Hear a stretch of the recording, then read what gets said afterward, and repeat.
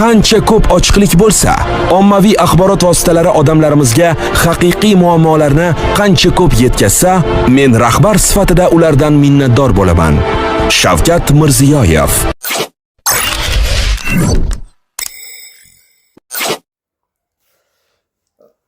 O'z yaqindan tanishtirib oling, mana albatta siz Xorazm viloyati Shapot tumanida tug'ilgan ekansiz, to'g'rimi? Bir necha yildan buyon siz ayni ota hovli qolsa o'zi tug'ilib o'sgan uyingizga ham oilada kenja o'g'il sifatida siz ekan, to'g'rimi?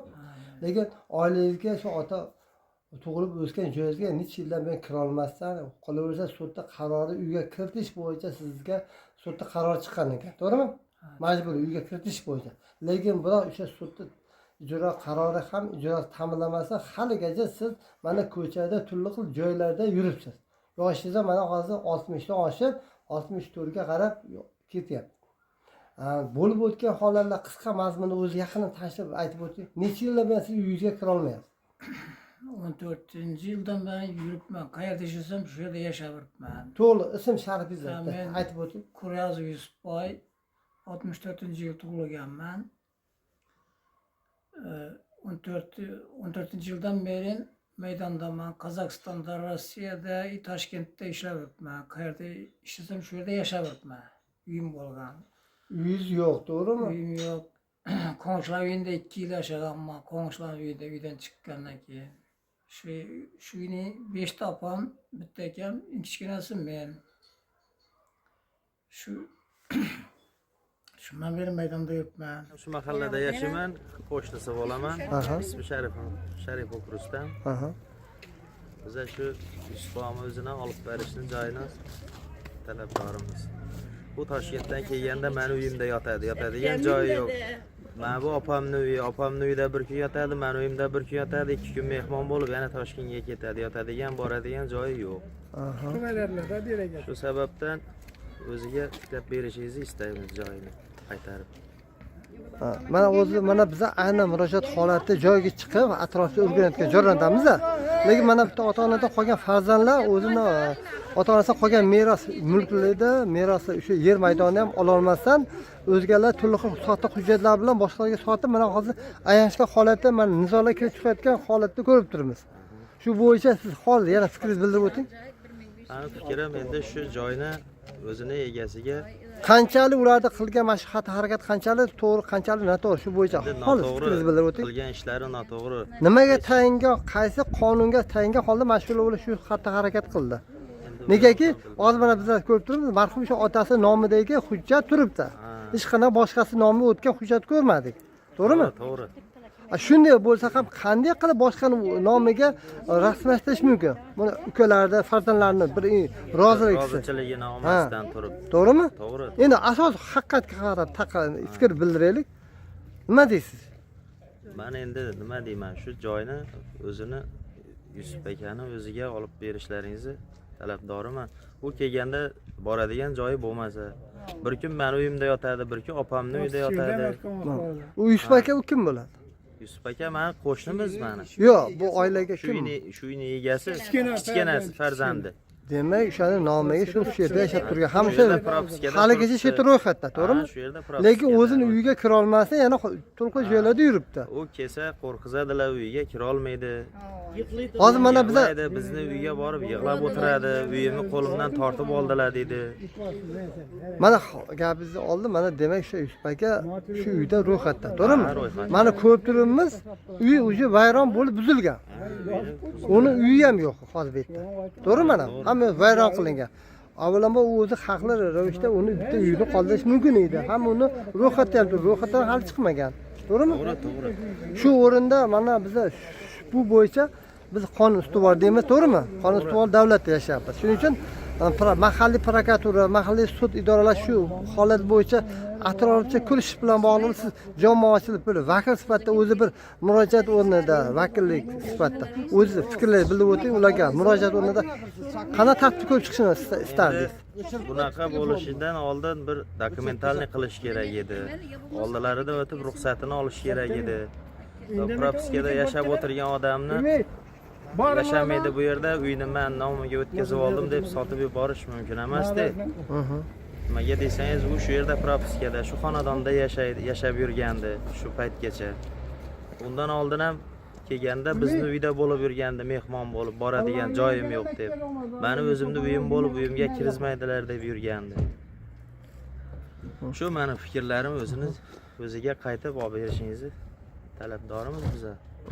Shu mahallamizda birga yashagandan keyin qo'shnimiz necha yildan beri. Mana qo'shningiz bilan biza yaqinda o'sha joy safarga borgan paytimizda qo'shningiz bilan suhbatlashdik. Shu uyingizga borganingizda uyga kira olmasdan qo'shnilarning uyida yotib bir kun, 2 kun yotib, shu yerdan nari o'sha qo'shnilarning uyga borib, shu yerdan qaytgan ekansiz, to'g'ri? Bir necha bor. Qo'shnilar shu haqida fikrlar bildirib o'tdi-da. Nima uchun uyingizga kirishga kimlar to'siqlar, kim sizga bosimlar o'tkazib kelgan edi? Shu uyni olgandan keyin ular Kim ular? Ism sharhini aytib o'ting. Xudo berdi. Xudo berdi. Kim bo'ladi sizga Xudo berdi? Opam bolasi bo'ladi. To'liq ism sharhini aytib o'ting. Opam bolasi bo'ladi. Maytaqubov Xudo berdi. Shu uyni hech kimga bildirmasdan to'g'irlagan noqonuniy qilib. Uni hech kim bilmagan, men ham bilmaganman. Oxirida bilib qolib keyin shu yerda sotlashib, ular foydasini hal bo'lgan uy. Men hozir 62 yoshdaman, uyim yo'q, yuribman ko'chada, qayerda ishlab hozir soliqimni yo'qotdim bu yerda yurib. Shu uyni oldigidan soliqimni yo'qotib qo'ydim.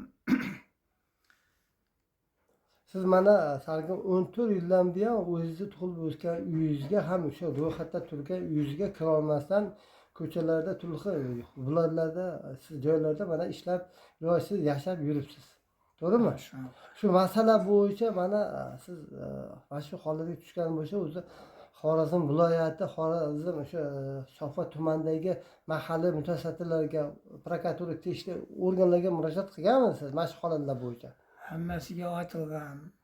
Siz ularga murojaat qilganmisiz? O'sha arizamiz tashlagan, hamma hech kim hech kimga qaramagan. Qaramadi, birortasi siz bilan suhbatlashib, uyga kiritish bilan bog'liq masalalar yurgan chiqilmadi.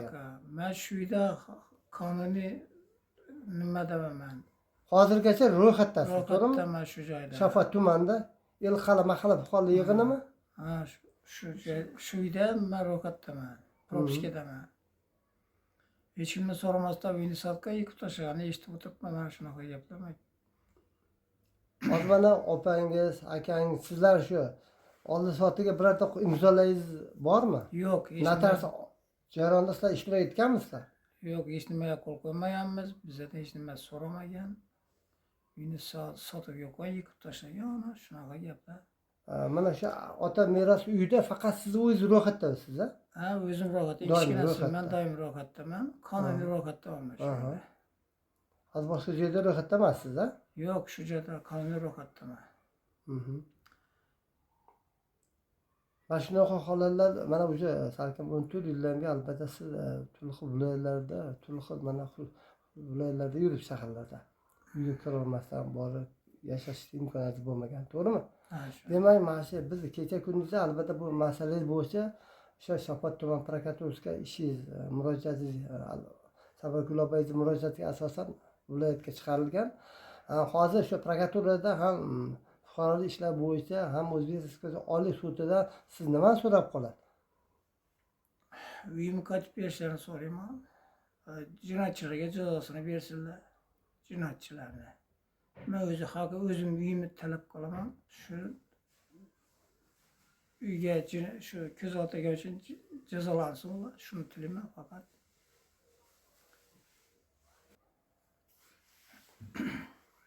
Endi men ishimni Toshkent viloyati ko'rib bersin. Menga har xil bosimlar bo'lgan. Shuning uchun Baxtiyor hurmatli Baxtiyor Islomov shu ishimni Toshkent viloyatida ko'rib bersa, sotda qatnashib bilmasligim ham mumkin. Shuni iltimos qilaman. Albatta sizni ko'nglingizdan og'ir bir qiyinchilik, og'ir iztiroblar o'tganligini albatta mana bizlar kuzatib turibmiz. Shundan kelib holda siz umuman sizni ishtirokisiz sudli hay'at tomonidan ham ko'p chiqish jarayonida siz sudluq hayotida nima so'rab qolgan bo'lardingiz? Shuni bo'yicha to'xtalib o'ting. Shu uyimni yo ostiga qatab berishni talab qilaman o'zim uyimni. Uydagi narsalar yo'q qilib tashlagan. O'sha sizni qanaqa uyingizda buyumlaringiz bor edi? Shu hamma buyumlar bor. Nikollar uyni to'shaklar hamma narsa bor edi. Shuni talab qilaman uyimdagi narsalarni. O'zim ham uyni eng kenja o'g'liman, 5 topon bitta ekan bor. Hech kimdan so'ramasdan uyni yıkib, mashina musodara qilib tashlagan shularni. Xorazmda emas, shu Toshkent viloyatida sotni ko'rib berishini so'rayman. U yoqdalar hech kimga quloq osmaydilar.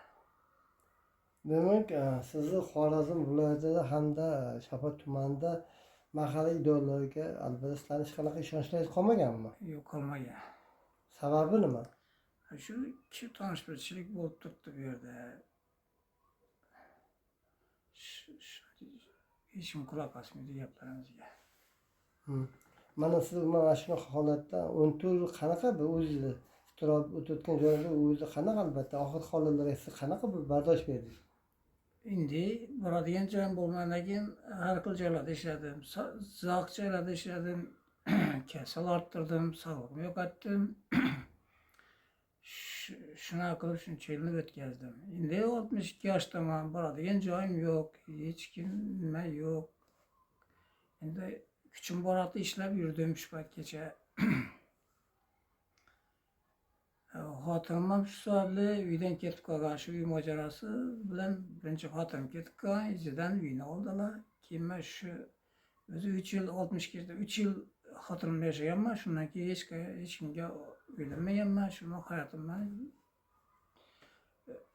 oilam yo'q ketdi shu orqali. Ikkita bolam ham ketdi u bilan oyisi bilan. Oilam ham yo'q ketdi, uyim ham ana yıkıp tashlab sotib berganlar. O'zim bu yer har joyda yuribman. Qaysi ishda ishlasam shu yerda yotoqxonam bo'lib yurgan. Oxirgi paytda qachon bordingiz shu Shapot tumanida? Shu uyingizga? 2 yil bo'ldi kerak. 1 yil bo'ldi kerak. Borgan bilan bir kun bo'lib yana qo'shnilarda bo'lib qaytib kelaman. Birorta bir nima bo'lmasin deb qo'rqib, qo'shnilar uyda bo'lib bir kun oshib qolsa 2 kun bo'lib sirasi qaytaman. Birorta nima bo'lmasin, yana bosim bo'lmasin deb tez qaytib kelaman bu yoqqa. Ham Toshkentda yuraveraman ishlarni. Sizni ko'proq qanaqa og'ir bir iztiroblar, qattiqroq bosimlar haqi sizni oilangizga yashashingizga bir bosim bo'lgan ko'proq? Bosim o'tkazdi, birinchi xotinim yo'q qildilar, ajrattirib berdilar. Shu uyni olish uchun xotinim ketdi. Kim tomonidan? Kimlar edi? Shu uyni olish maqsadida shu Xudo berdi tomondan hammasi shu tomondan birinchi xotinim yo'q qildilar. Xotiningizga tushib kelsa uyni olamiz degan maqsad bilan keyin sotlashib meni ham chiqarib berdilar uydan. Sotlar foydasiga ishladi. O'zim uyimni o'zim chiqarib berdilar. Men shu uyda propiskada, qonun propiskadaman. Keyin mana gaplarim siz uyga kiritish bo'yicha sudda qaror chiqqan ekan, to'g'rimi? Ha, chiqadi. O'sha bo'yicha MIB majburiy ijro byurosi uyga kirish bo'yicha sharoitni ta'minlab berdimi? Yo'q. Faqat aytildi, hech kim xabar ham olmadi. Keyin ular yana sota berib uyni bir yo'l izlari bilan oldi. O'zimni uyimni o'zimni oldilar. U opamni bolasi, u qanaqa u olablardi shular olgan opam bolasi, nevarasi bo'lsa.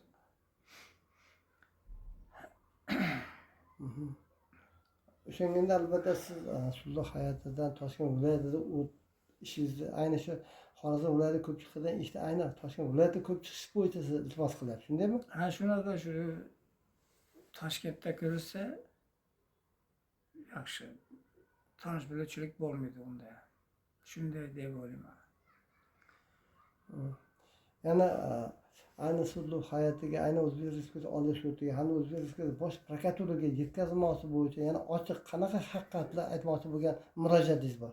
Shular bo'yicha ham gapirib o'ting. Endi shu o'zim uyimga olib berishni iltimos qilib qolaman. Boshqa hech narsa shu uyim to'g'risida boradigan joyim yo'q, uyim yo'q. Shuni iltimos qilib qolaman olib berishni. Bilib qo'yinglar, endi prezident nomiga yozilgan har bir murojaat belgilangan tartibda sinchiklab atroflicha qonuniy asosda o'rganib chiqiladi va qonun buzilishi holatlariga yo'l qo'ygan sud organlari xodimlariga nisbatan jinoiy javobgarlikka tortishga qadar keskin choralar qo'llash masalasi qo'yiladi.